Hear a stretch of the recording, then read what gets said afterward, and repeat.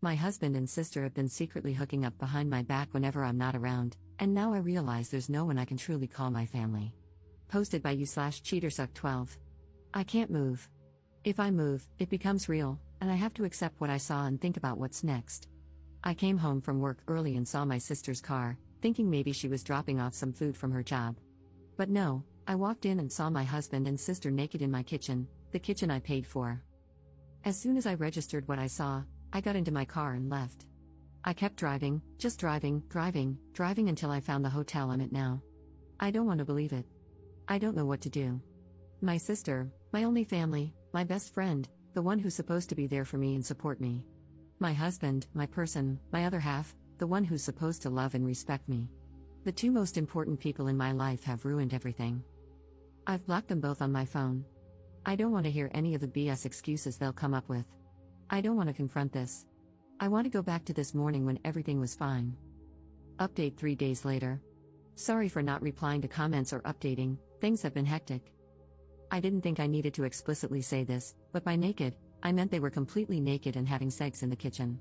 I admit mentioning that I paid for the kitchen was odd and kind of funny, but anyone who knows me knows that the kitchen is my pride and joy. So yes, when I saw my sister and husband having sex in my kitchen, it stuck with me. And yes, they did see me. When I got to the hotel, I cried for a few hours and just wanted to tell someone, anyone. The two people I usually turn to when something happens in my life were the two I needed to talk about, and it was 11-something in the evening. I didn't want to disrupt my friends' evenings or burden them. So instead, I came to Reddit, thinking not many people would see it. The response I received was overwhelming. I want to thank everyone who sent me kind words and advice. Thank you so much for all the virtual hugs. I know I only commented once, it's because I had so much to think about and do. I truly appreciate all the love and support. There was so much amazing advice in the comments, though a lot of it was American-based. Regardless, I still appreciate it. One recurring piece of advice was to unblock them and keep the texts and calls as evidence, so I did that. After posting and having another good cry, I realized I needed to get my crap together. I didn't have my sister or any family to help, so I had to do it myself. I started researching my next steps. In the morning, my friend called, saying my sister had contacted her to see if I'd been in touch.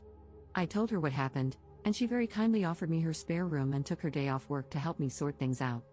I called in sick at my job, and with her help, I began making progress. I reached out to a friend who works at a bank, and she helped me start sorting out my finances. My friend also found me a lawyer to consult. After my phone consultation with the lawyer, I was so overwhelmed. Now I understand why so many women don't divorce their cheating husbands. It's such a lengthy, expensive, and emotionally draining process. Thankfully, I make a stable income and can support myself, and fortunately, we don't have kids. I have to remind myself that things won't happen in one day, it will take time. As for the house, his parents bought it for us. To be honest, after what I saw, I don't even want it. I will try to get reimbursed for my beloved kitchen, otherwise, it can burn for all I care. This whole situation has been incredibly draining, but I knew I had to talk to them. There's no coming back for my husband, and when I checked his messages, they said exactly what I expected: I'm sorry. It's not what it looks like. We didn't mean for it to happen. Please come home. I love you, and so on, just absolute BS. A small part of me thought maybe I could forgive my sister since we only have each other. But after reading her messages, all hope was lost.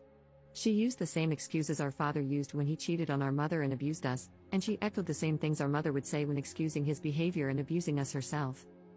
I spoke to her this morning and asked her to tell me straight up, who, what, where, when, and why. She told me that back in July, when I went on a girls' trip, she was at our house and joked to my husband that I'd cheat on him during the trip because that's what always happens. He said no, and they joked about it, but then she suggested he get even with me. That led to them having sex. Once turned into 2 or 3 times, and then it happened whenever they could manage it. There was never any evidence or sign that I was going to, or even thinking about, cheating. I told her we were done and there's nothing she can do to repair this. Later, I got a call from an unknown number. It was my mother, who I haven't spoken to in 7 years. It turns out my sister has been in contact with her and told her what happened.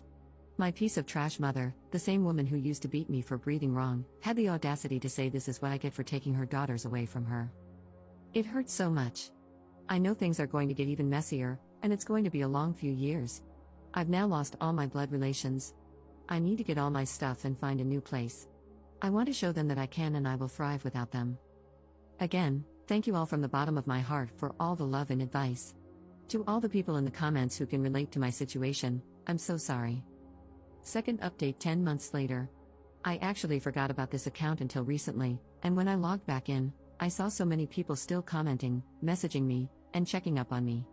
To those people, thank you for your kindness. Since so many of you are still asking for an update, and because I've already shared such a big part of my life, I may as well give a small update. Back in October, my life was in chaos, but I was determined to soldier through it and show them that I can make it without them and succeed. I had to meet with my ex to talk about the house. He eventually gave up, and we decided to sell it. I was reimbursed for my beloved kitchen. At first, my sister would show up at my job and my friend's house, but once I told her I would get the police involved, she stopped. I haven't seen her since February. I did hear from my pathetic excuse of a mother again, but that was also shut down, and I have not heard from her since the end of last year. I'm from NZ, so my ex and I have to be living separately for 2 years before we can divorce. Although I want nothing to do with him, I'm not too fussed. 1 year is almost done. I started therapy, which has been healing. I wish I had gone earlier. I have moved into my apartment and was promoted at work. I've also gone on 2 girls' trips and had some extra fun this time, as I was a single woman. And I've just started seeing someone. He has been very kind.